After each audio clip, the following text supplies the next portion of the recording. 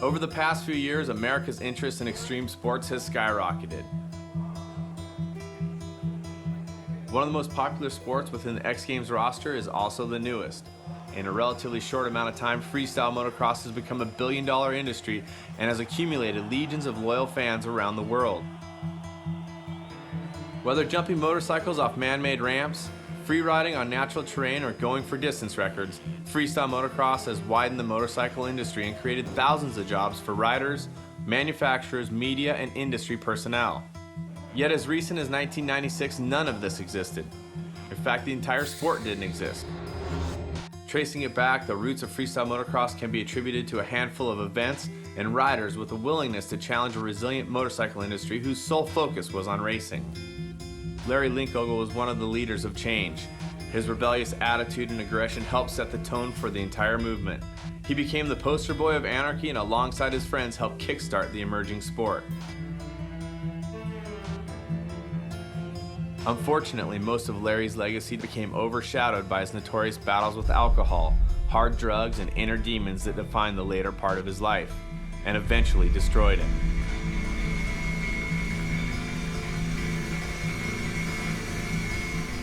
For better or worse, this is Larry's story.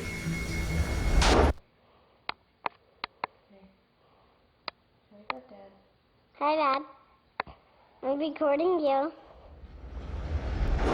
Rise, rise, rise, rise, rise, rise, rise, rise. Written signed up in the obituary. What happened to us? Where's your anger? Where's your fucking rage? What a difference is lost. Lazy privilege, denial, and self-gratified. A tradition not down to obligated. Damn it! Really a big influence in changing the whole motorcycle culture and way of life. We haven't given him enough credit of what he's gone and tried to do and has done.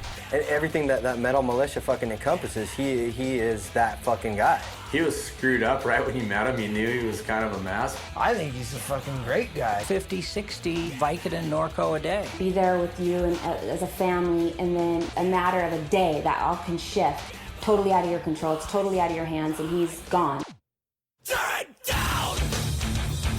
Rise! Rise! Rise! Rise! Rise! Rise!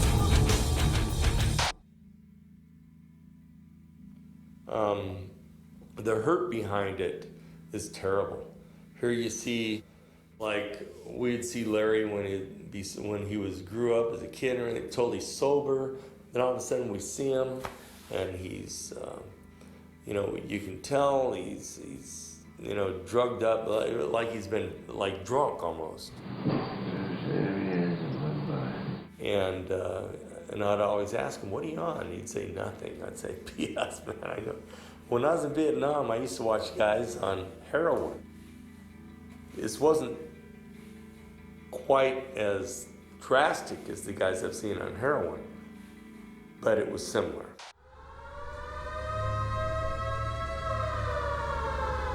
Three years before Larry was born, his father, Larry Linkogle, fought in the Vietnam War.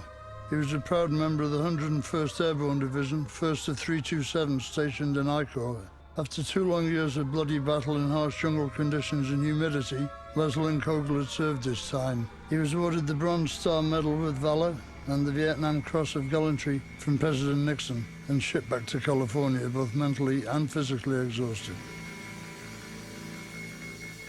It was a difficult year and a half that he was gone.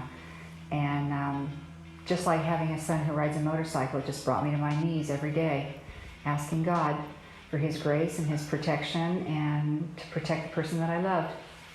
And sure enough, he did. And in 1977, we were thrilled to have a little baby boy by the name of Larry in our arms.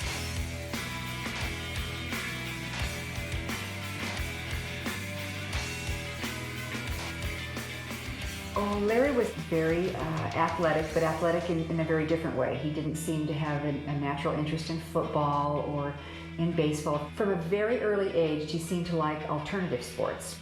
He went through his toy box and he pulled out a football helmet. He also pulled out a jet ski vest, put both of them together, and he sat on his motorcycle. Which none of us had any idea what that meant until he got a little older, and all he wanted to do was ride a motorcycle.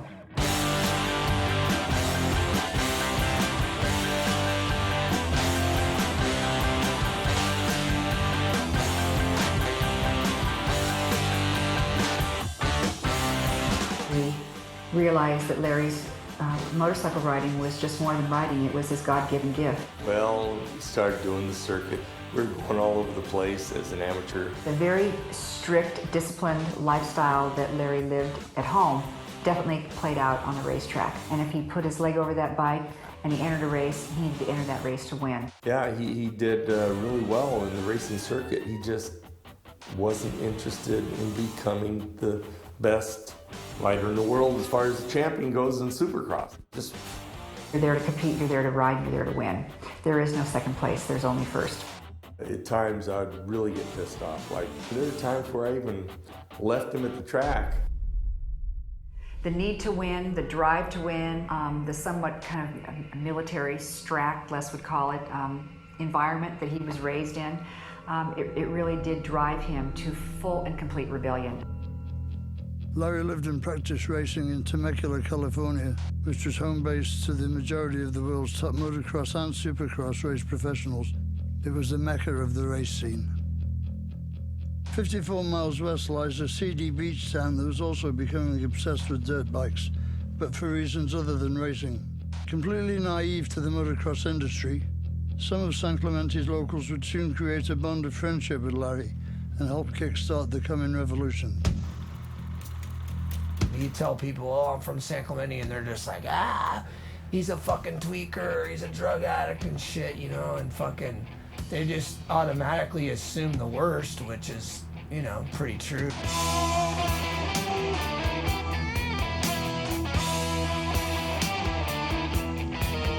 You know, Christian Fletcher, Jason Jesse, Nathan Fletcher, Matt Archibald, Trigger. I mean, we were just like this small crew. There's something in the water in San Clemente or something, that maybe it's the nuclear plant. There's a lot of really talented people, but they're all fucked up.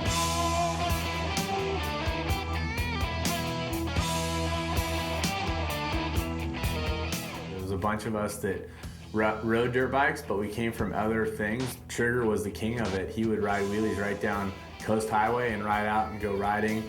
He'd run from the cops, he'd do whatever it took to have a good time on his dirt bike. Then Nathan got into the jumping thing and all. Like, it was really cool. Like, they were trying to do something out of the norm.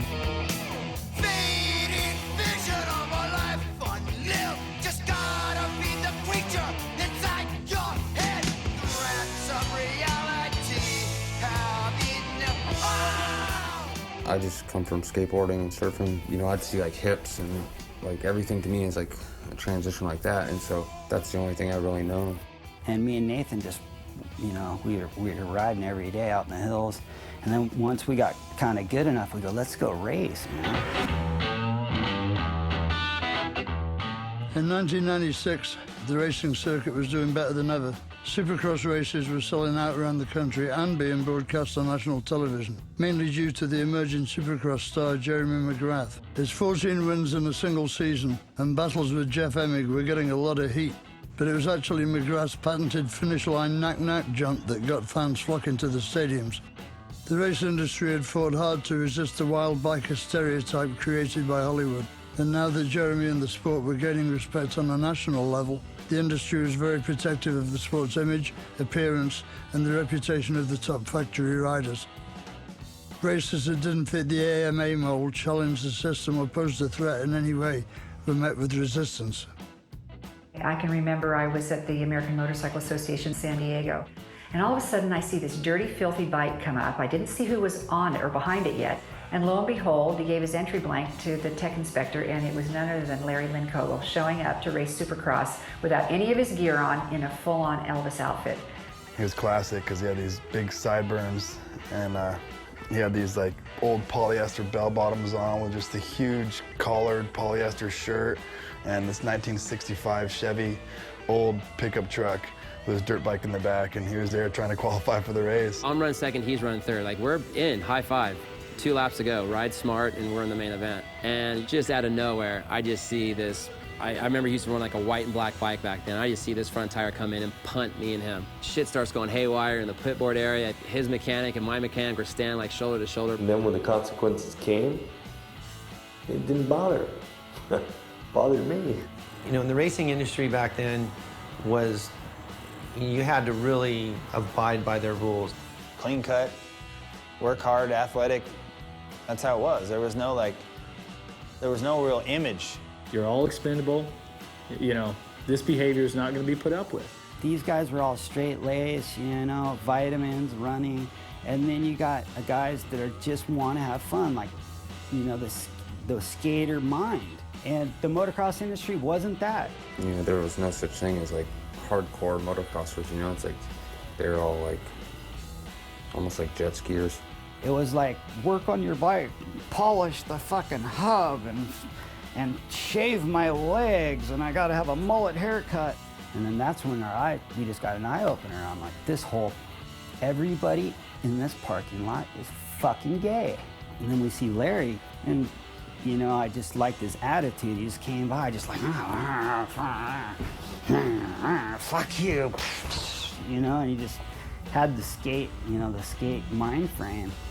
And so we started riding with him, and then we started going out to his little compound, and basically, you know, in a matter of a month or two, he's wearing baggies and just part of our crew. And he said, Mom, I need to ask you for a favor, and I need you to return all this gear to my sponsor. And I think that was the beginning of his desire to say, look, I'm gonna make a statement, I am who I am, and I'm gonna be true to myself, and no one's gonna tell me otherwise. And when he would enter a race, a supercross race, or enter an outdoor national race, instead of racing the race, he would perform tricks on his bike between the jumps. He could be the last guy to start, but they're all cheering for him. Larry Linkogle could do a no-footer, and the crowd would cheer so loud because he would be full front end in the air, out of control, land, swap, tank slapper, hit the wall, bounce off, flip everyone off, and keep going. And the crowd loved him. All the media, everything would go to his camp. And he got a lot of heat from the corporate industry from that. But he never gave in to it. I thought it was taken away from Supercross, because you get new fans, you know, that's the goal for any new sport, is to get new fans. And here they are watching these guys do amazing stuff over jumps, and then when the actual Supercross race is in progress, it's fairly mellow. And not to mention the image. I couldn't stand it, the baggy pants and the belts and The guys that do that are the guys that can't race. They can't get it done. You know, basically with their fingers in the air. Fuck motocross, fuck Supercross, we're doing this, we're not following your rules. And so as a racer, you're going, wow, that's, you know, they're kind of disowning me. And so then you were chose to stay on this side of the fence. Okay, you guys go there. The majority of them are all bleached hair and earrings and just, you know, little queer tattoos and bright fluorescent orange gear and boning each other's chicks. You know, they're all a bunch of chumps as far as I'm concerned. We're black sheep in the whole motocross industry, right? What we wanted to do was just make propaganda that just said how, like, let your ego down. You don't gotta, like, win, you know, because winning sucks. Having fun is what actually rules, you know? Then they started, you know, making stencils and T-shirts, and that was like their little deal. It was actually the three of them. It was Nathan, Trigger, and Larry. Our pitch is full propaganda and basically try to piss off everybody that's in the industry. Because we basically didn't have anything to lose. We're just like, if these people already hate us, let's see how much energy they got to hate us. Go!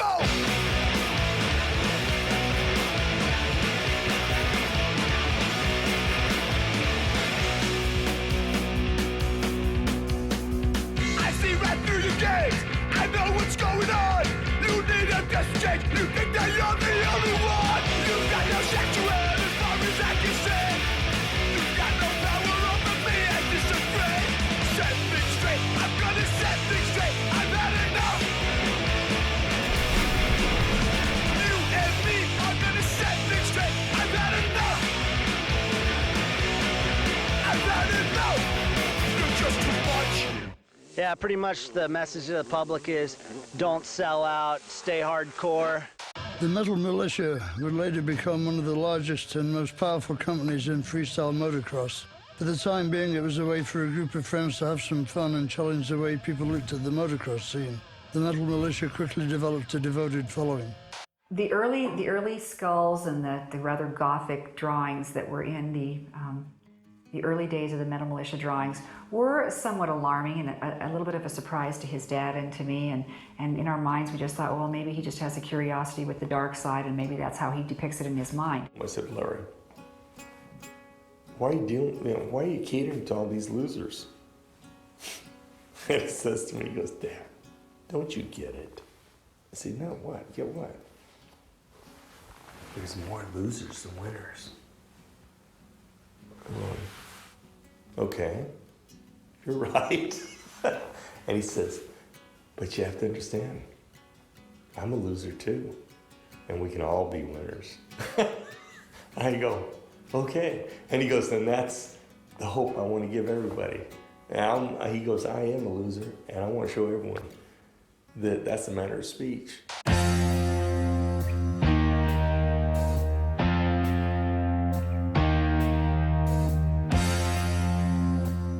The landscape and terrain that surrounds the Temecula area is not only diverse, but also perfect for riding dirt bikes. From the rolling green hills of Santa Barbara, natural formations of Ocotillo Wells, and the sand dunes of Glamis, Southern California seemed tailor-made for dirt bikes. You know, back then when we were racing, there wasn't a lot of supercross tracks. So we honed our skills out in the hills. Manley would call me all the time and say, let's go ride. Not just go out and just turn lap after lap, but, you know, to go out and just enjoy myself on a dirt bike. You know, to ride motorcycles, you don't need to go put on your pretty motocross gear. That's not what it's about. Took everything I knew to basically skateboarding transitions, you know, like, you know, riding in the hills. Free riding is what they call it now. What I'd love to do, or what I rode a motorcycle for, is just to go slow and then just hit kickers. Like, I'd always try and do a tabletop, but Larry, he could get flat, you know? Especially, he'd do it to the left.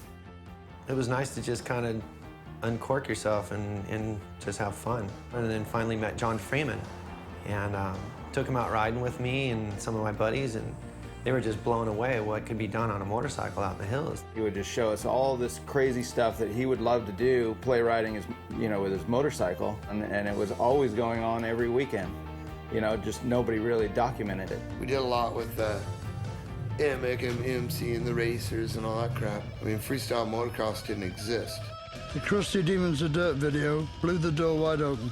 With a video format similar to snowboard and skate videos, Crusty One featured all the top racers play riding in the hills and fooling around, but also gave a home to riders like Seth Enslow and other individualists. You know, after Krusty's success that first year, it was like a mad gold rush trying to do, you know, a Krusty type film. And Larry was just chomping at the bit.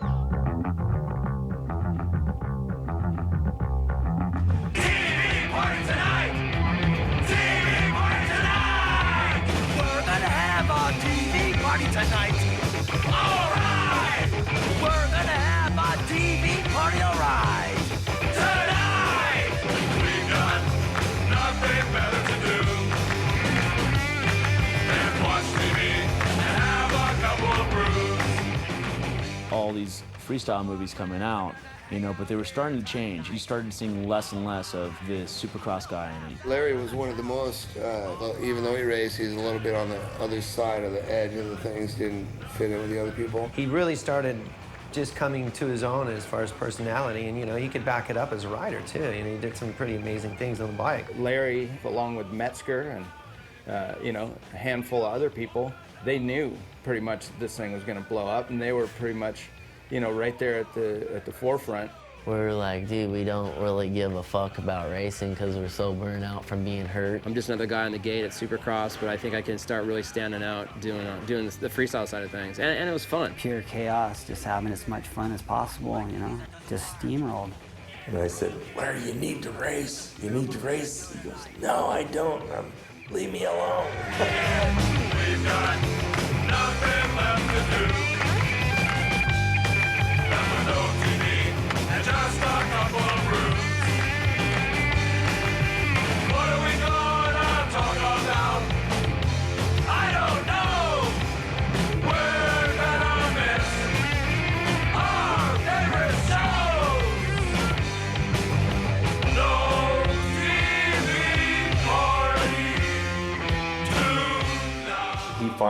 one point, he said, you know, Dad, he said, that's where the show is. It's not racing. He said, it's just in crashing and doing a bunch of tricks. That's when he got a hold of Mickey Diamond. He said, Mickey, I got the land. I need help. Going out there to their house and getting started, we threw ideas out. You know, his father was always ready to make them happen. Larry took his motocross track and turned it into a freestyle course for just jumping. And back in that day, nobody had that kind of thing. It was actually a planned, orchestrated movement to design jumps, the launch, the landing, and the tricks.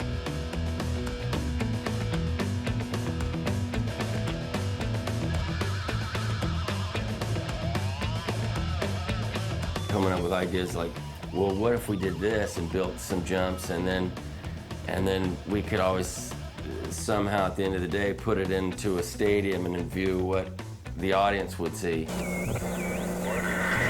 Hey, it's my friend Shane Tridler on Ricky Rackman Radio, and he's got a really cool event coming up. Yeah, it's like Evel Knievel if he was doing tricks in the air. Hey, that's nuts. Well, Shane called me. I'm gonna do something that nobody's ever done. We're gonna build these jumps, and imagine if you could see what everybody does in BMX, but they're gonna be doing them on motorcycles. I put together a course. I had a big tabletoposaurus. I think we had like pit boards, and they rode on there, you know, like a regular 1 to 10 score. Larry Linkogle won that with a no-footed can to a no-footer. I remember I was like, man, that was cool. I have to learn that.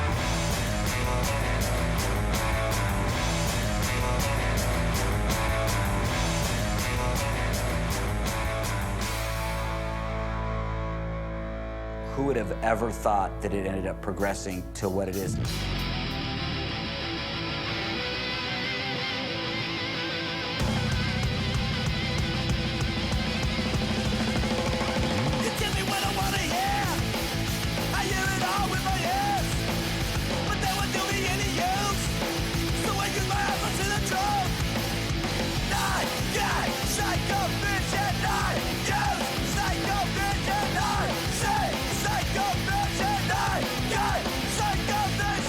Freestyle Motocross was building a cult following. The next event had Larry and the other top jumpers in Las Vegas, and soon enough, we showed them what they'd been missing. My whole fucking plan was to go back to the snowboard industry and show the snowboarders, look at the dirt bikers doing fucking tricks. And it was around a ASR trade show, which has nothing to do with motocross, and all of those people showed up.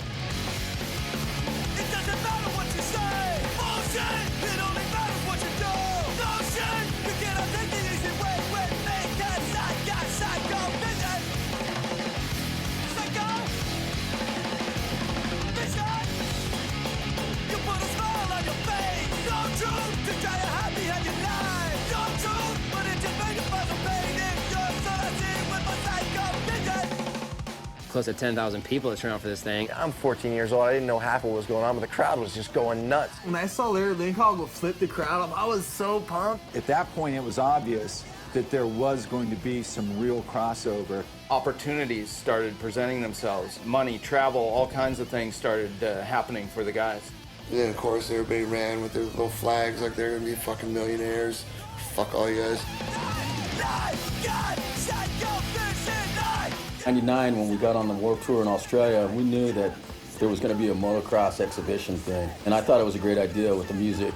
Pretty hardcore back then with some hardcore riding, so it was a really good combination. It was insane. It's all the impossibilities. Is it possible to do this? Is it possible to do that? And I've always been an Evel Knievel fan.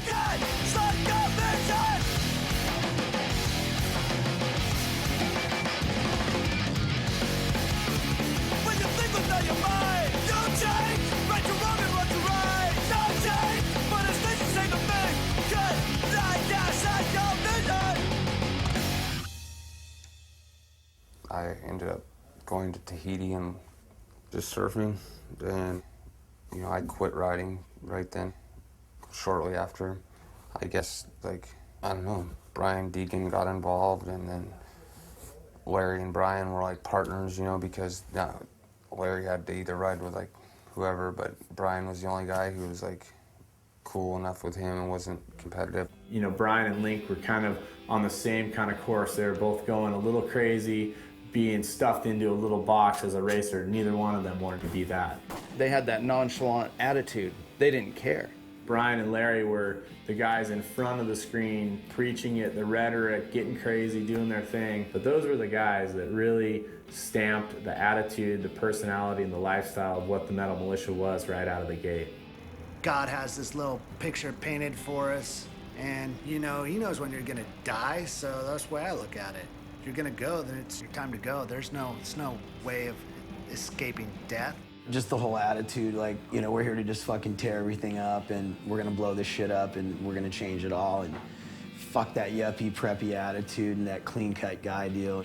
I'm sick of seeing frosted-haired faggots with fucking earrings. A lot of the kids that didn't want to be a part of anything, you know, any main group telling them what to do, I think they really attached to Larry and Brian. Not only they were doing gnarly stuff on the bikes, but also there was like personality and character that like made kids, I mean, shit, it made me like, oh man, those guys are cool. I kind of get that dry sense of humor, that poker face sense of humor that Larry's got, so I always kind of actually enjoyed hearing Larry talk.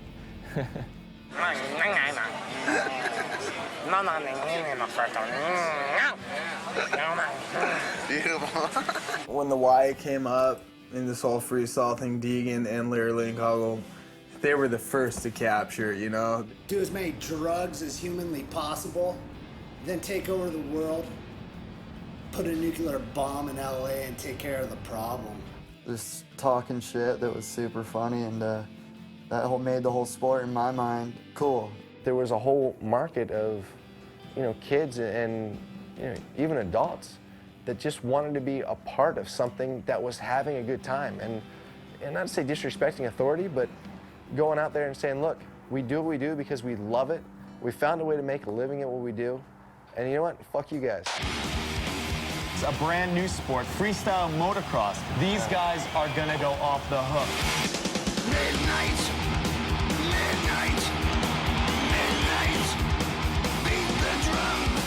Black night, black night, black night, cut and burn. Fighting in the west, fighting in the east, fighting like a beast. You must stand and fight the town. When the motorcycles appeared in X Games, San Francisco, 1999, I could not have been more thrilled, nor could I have been more proud. The X Games, they did everything right. They had a really killer course. They gave it top billing.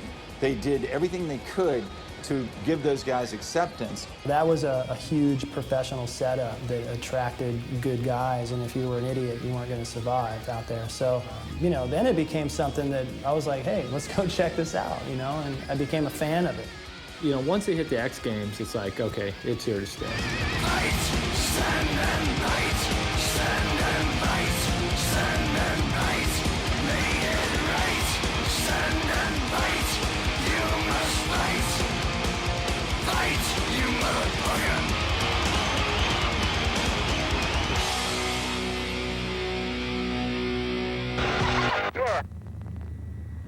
You must be new.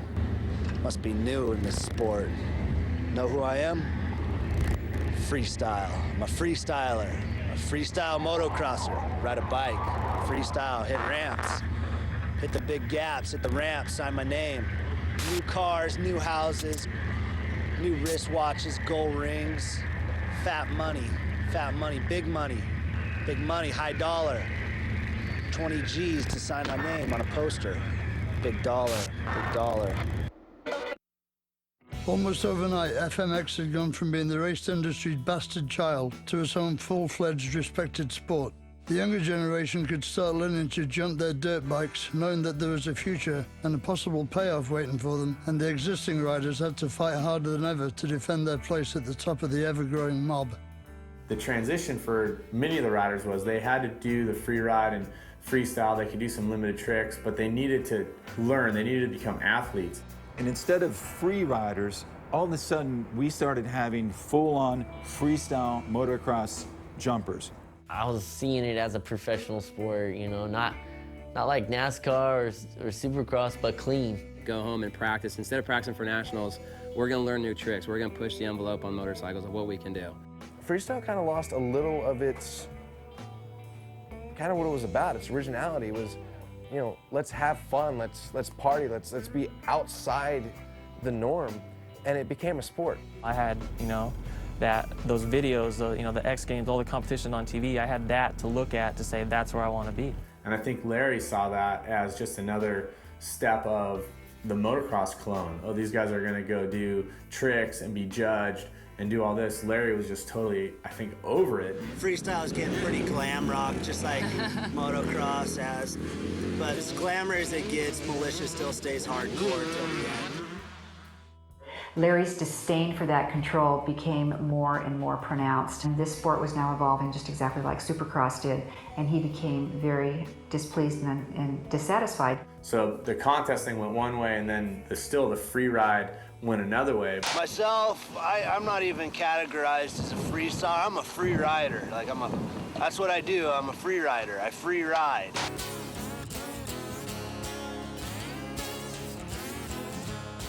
Larry's always kind of thought of his own different deals. We light him on fire, we exploded shit on him, done like 40-foot fireballs on both sides of him. He wants to go do things that, you know, aren't that particular ramp and landing at a certain place. Larry's always been there to step up for the bigger jumps, you know, that we do in the sand dunes or wherever.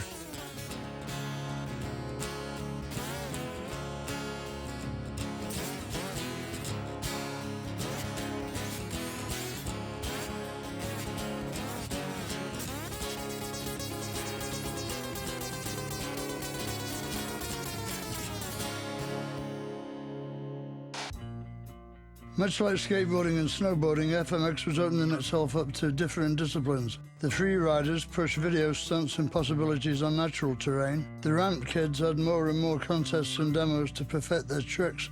And still another faction of riders began to emerge, including Seth Enslow and Trigger Gunn. They wanted to challenge the distance barriers set by Evel Knievel and Johnny Airtime in the past decades. To stay in the mix, all the riders had to continually push themselves. Something newer, something bigger, or something more brutal. Go big or die, motherfucker.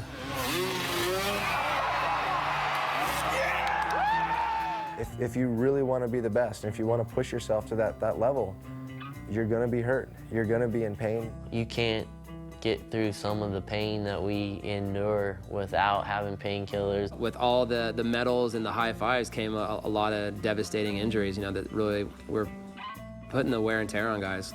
It got to such a deal, like such a deal that like you can't go no bigger, you know? You cannot go no bigger. You're gonna die.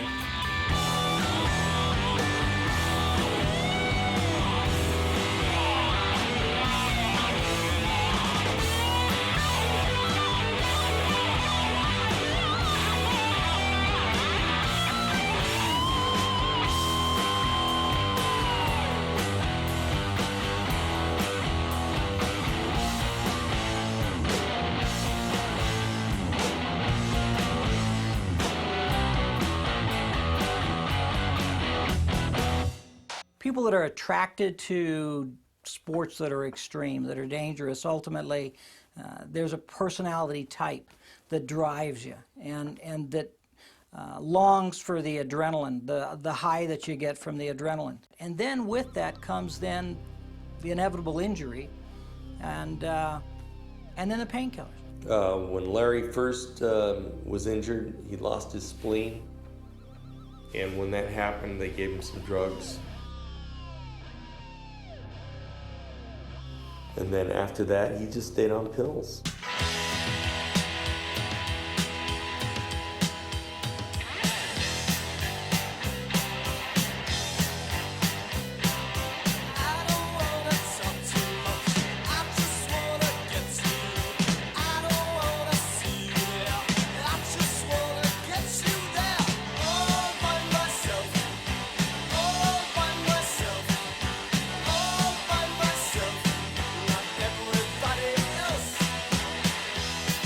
You know, we all kind of knew things were happening with Larry, and not sure what was going on in his head, but it affected his job on the Krusty Tour, and getting all weird in his hotel room, and then going into our show and standing in the middle of the field and grabs the mic and tells all the people, Storm the stadium and just attack.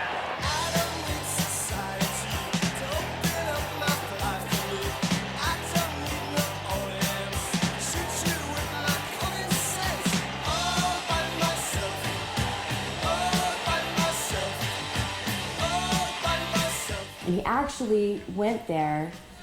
He took all the money that he had paid, didn't ride once. thousands and thousands of dollars worth of hotel damages. So he pretty much lost his spot on the Krusty Tour. Davey Coombs from Racer X wanted to do an interview with him, and Davey asked if he wanted to thank any of his sponsors, and he said he wanted to thank Etnies for giving him shoes to trade for meth. It kind of got to a boiling point, and that was time to let it go. All of a sudden, I'd get a voice message, and it'd be like, "Hey, Coombs, it's Larry Linkogle. Remember me? Don't start your car." We're getting ready to call the police a couple times. Well, once the brain is saturated with the opiates, then the behavior changes. Judgment goes out the window, and so relationships now take on a whole new flavor, and then you end up doing the things that we all regret and are ashamed of.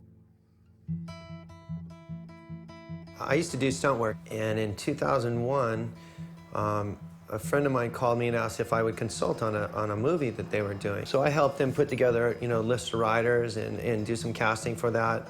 And Larry fit the part really well because of his body size, and he can do a lot of tricks. He called me up and he said, hey, Matt, you got to get up here, and I'm going to be on this Vin Diesel movie or something. And I'm like, yeah, I'll cruise up there, I really remember Larry just being unreliable and showing up with his bike just a hunk of shit. He was trying to come around to do this little jump that was going to go over this barn. So the helicopter's coming down, and he didn't notice Larry because he was virtually underneath him. He jumped off this little bump, and the fucking helicopter was too low, and he fucking bumped the shit. And it drove Larry down into this tank, and it basically slammed him into the ground. He ate it pretty bad. And it really was a scary moment because there was a lot of people on set. That helicopter would have hit a rotor. If Larry would have hit that rear tail rotor, it would have won. It would have killed him instantly, and those rotors would have disintegrated and basically killed us all. He opens his door, and boom, I come in, and I'm like, what the fuck's up, if I can take care of my friend and shit, what are you guys gonna do about this? And they're just all Hollywood out of it, just oh, he's okay, he's this, he's that, he's just some fucking motocross fucker that just hit his head. But it's yeah, fucking right, he could have been decapitated, but that would have been a good way to go out. It affected me to a degree because I'm the one that brought him into it. And I wasn't real happy with Larry for quite a while after that. I guess I knew there was a problem at the time, but he was so nice and sweet and wonderful when he would be under the influence of it. And when he wasn't, it would be like the worst of the worst, just a demon, just out of control, mean, angry, vicious. Larry got so messed up that, he became a non-friend to those that were friends with him. It was really hard for us to be around him.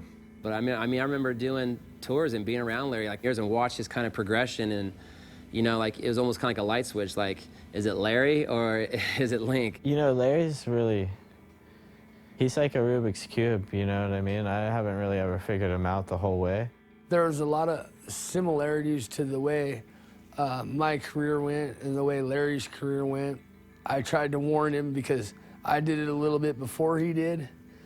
There's a fine line between being hardcore and between killing your career.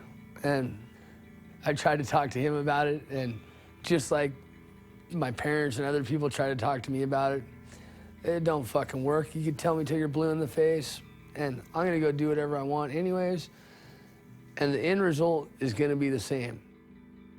Even though they tried to push you fucking over the line, once you go over the line, they're they don't throw no life preserver, it's straight up fend for yourself. Oh, look at him, look what a loser he is. Well, you helped get me there, throw me a life preserver, you fucking cocksucker. As Larry further isolated himself from the world around him, the progression of the sport continued to prove that time waits for no man. A standardized system of ramps and the creation of foam pits allowed riders to practice their flip combinations in a safer manner. And the private militia compound had been moved from Larry Linkogle's house to Brian Deegan's, but Larry found himself on the outside looking in. Chris Ackerman, he was running the office, he was running the day-to-day, he was making it happen. Larry loved him, Brian loved him. Chris got in an accident, broke his neck, and was paralyzed from the neck down. But I think pretty much right out of that accident, it really started to get worse and worse between those guys. It was almost like Ackerman was the middleman for them at times, even though they were still really not getting along and they were totally disagreeing. It only got worse from there. They expected everybody to choose sides type of thing, you know. Everybody else that was involved with the Metal Militia, it's like, okay, well, are you Link's friend or Deegan's friend? And it kind of got a weird vibe for a while, but Link wasn't really riding. He was doing his thing and, you know, checking himself out, doing his thing, and doing whatever people do, you know. So it's all good, you know. People gotta try stuff out and learn things the hard way sometimes. So it is what it is. And Larry pretty much just disappeared. You know, he went on a bad one, and all I knew that he was with some really screwed up people, and you know, he was basically turned into a criminal.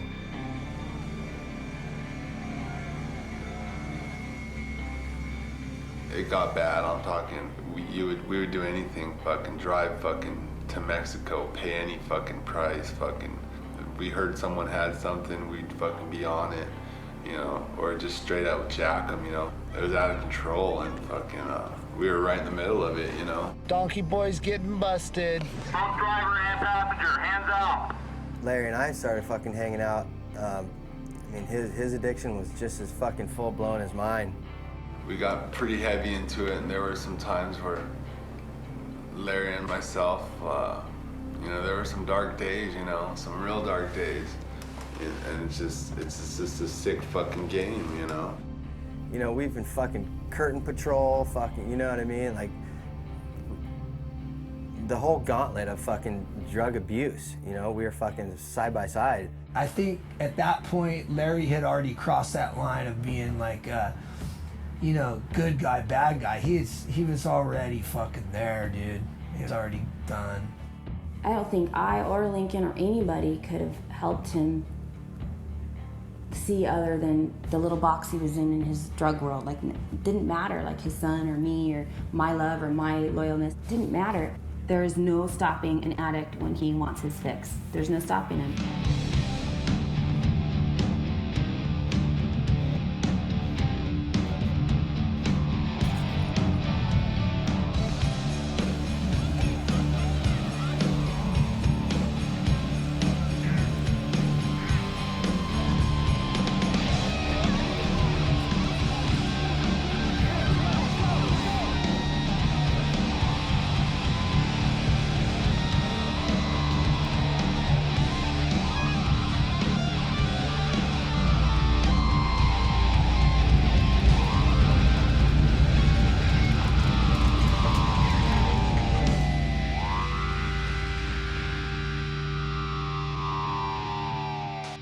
Somebody came up to me and goes, Larry's in TAF, he's been there for 2 months, he's not doing good.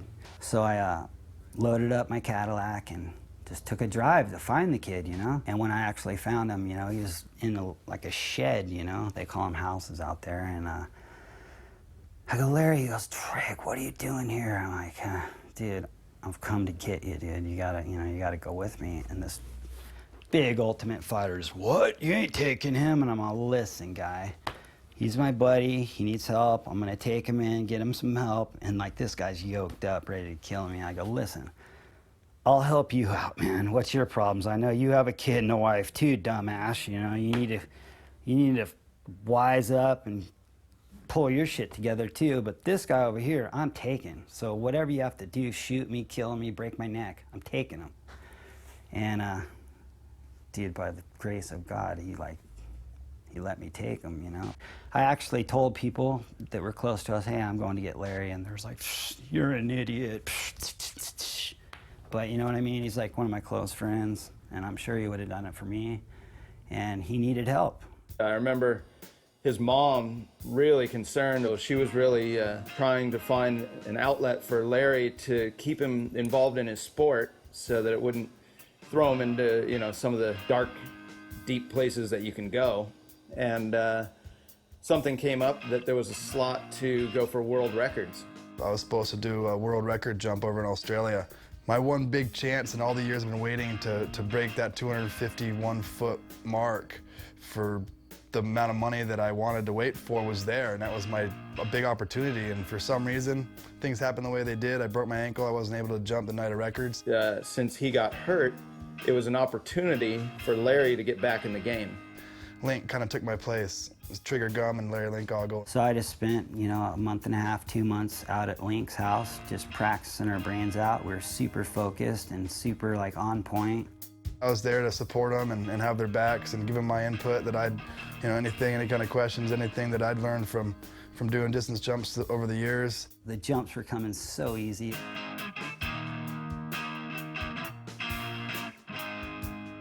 Basically, we're in sync, you know, I'm totally on. So we went over to Australia.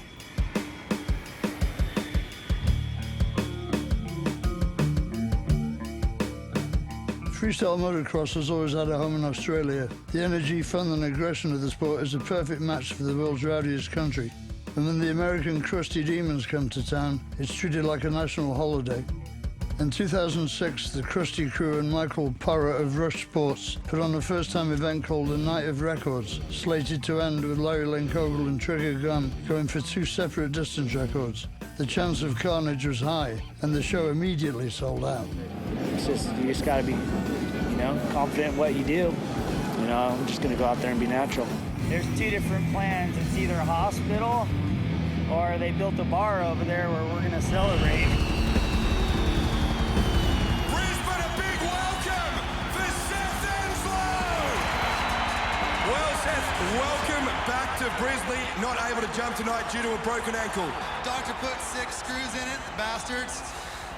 Took me out, can't do my jump, been planning on this for years, but we got the next best thing.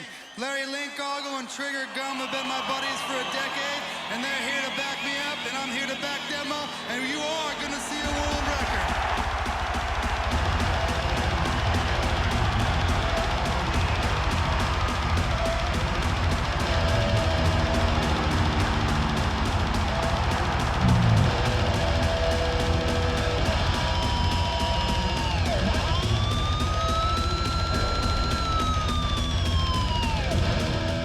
Jumps were coming so easy. It was just like, all right, you're out. Not an ounce of wind, perfect night, 35,000 people. We started pulling the ramp back and everything was clicking. Larry, stand your back! I will think that he is totally done. You know, he's getting older, he's hurt, he's aching, he's washed up. And then he will come up with the most random thing and pull it off.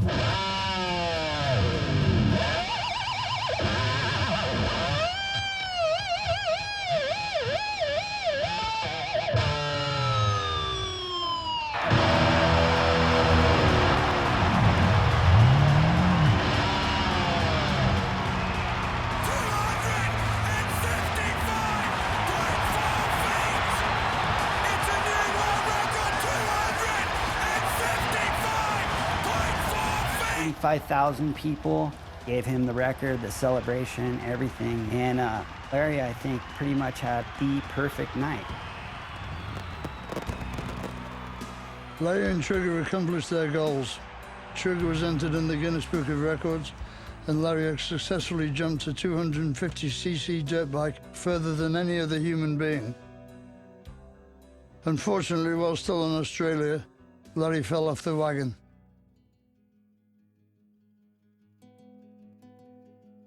I think that's in the core of every addict is fucking nothing's ever good enough. You can always make it better.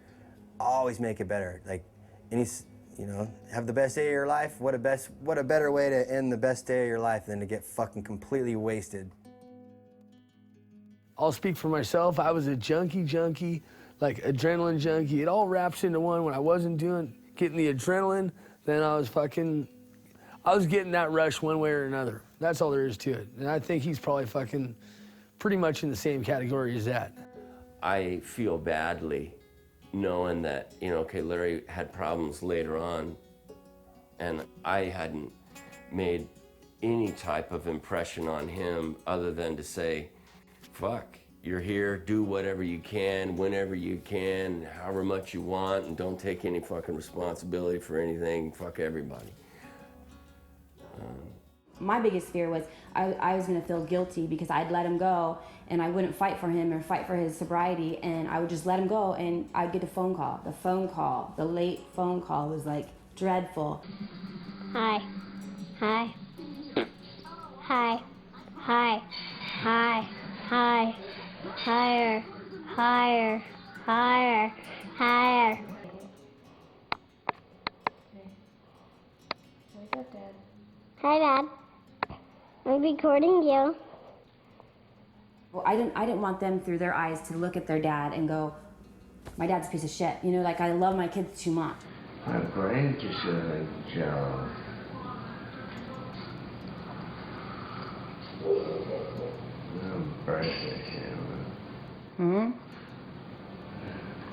So this is not healthy for you, Larry. I am gonna break that camera. No. Once you fucking get, man, it's so hard to explain, you know, it's fucking the gnarliest, just most twisted, weird, subtle, overwhelming fucking thing you've ever been through in your life is to be fucking addicted to drugs. Honestly, I'd rather fucking take a Tylenol or something just to go through all the bullshit I've been through from all the fucking narcotics I've taken. So to preach to a kid, it ain't worth it, you know? Seriously, not fucking worth it, you know? If you wanna waste fucking 10 years of your life or fucking the rest of your fucking life for OD, lose friends, or lose your own fucking life, it ain't worth it. That's my message, you know?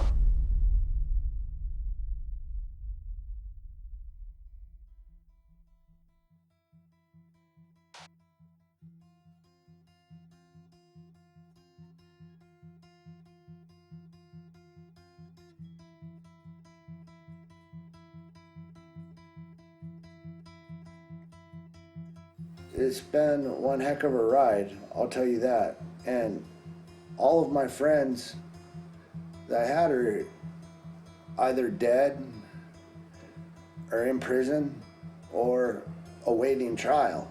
Losing friends,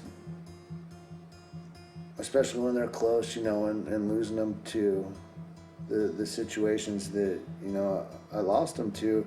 Actually, it really is an eye-opener, and you know what, it was putting the fear in me.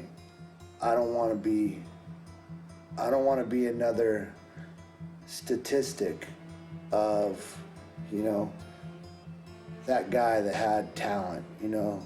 He could have been so much, and I didn't want to be that guy. I can understand dying a warrior's glory, all right? Die for your country. Die protecting the person that you love.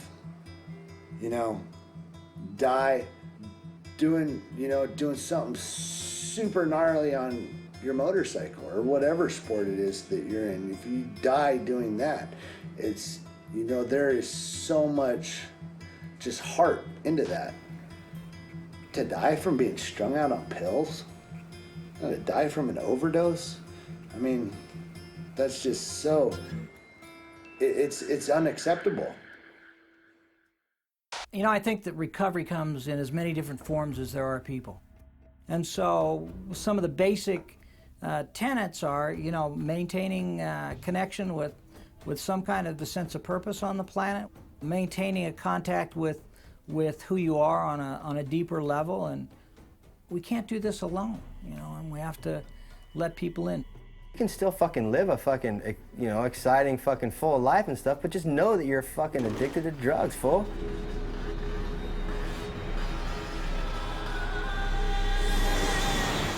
You know, you get in certain situations, you forget you're a fucking addict. Guess what? All these other people aren't fucking addicts. They can fucking, you know, maybe they can use drugs and fucking on a recreational basis and come to work on Monday. But you can't. Me, I can't. It's a rough road, and it is a hard, rugged. There's no road rougher than that road. But you know what? When you finally get down it, you know, after a few years of being down that rough road, then you know what? You start seeing some of the perks of this road. You know, you're not sick, you're not tired, you know, you have energy, you're healthy, you have ambition, you want to go do things, man. I make up for lost time now.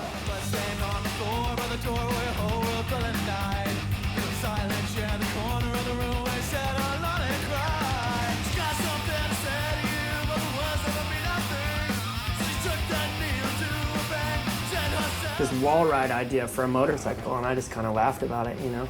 Motorcycles don't do wall rides.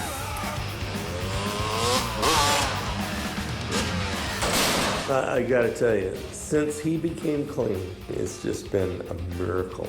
I mean, I'm very proud of it. My dad used to make me race. Mike's dad used to make him race.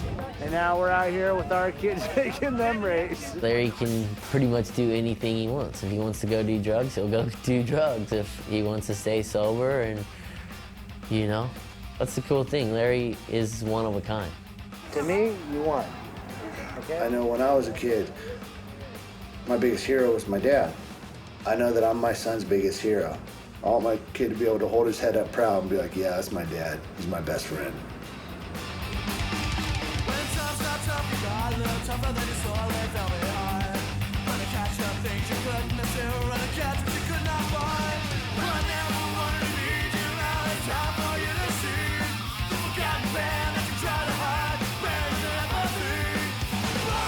Being able to deal with the world and dealing with shit that comes up every day.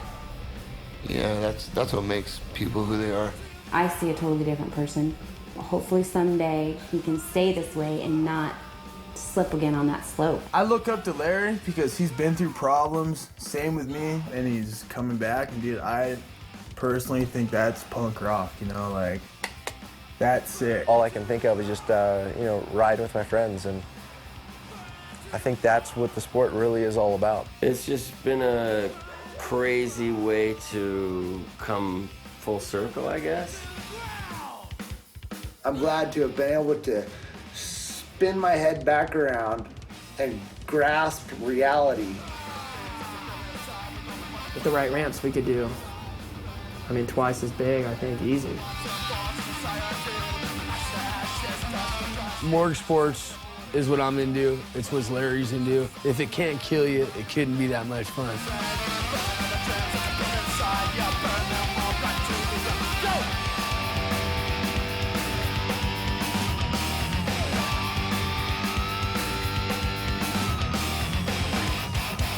I'm stoked. I'm so stoked more than anything than when I see some little wharf rat kids on skateboards rocking a Metal Militia shirt and knowing, like, yeah, you know what? That is my bloodline.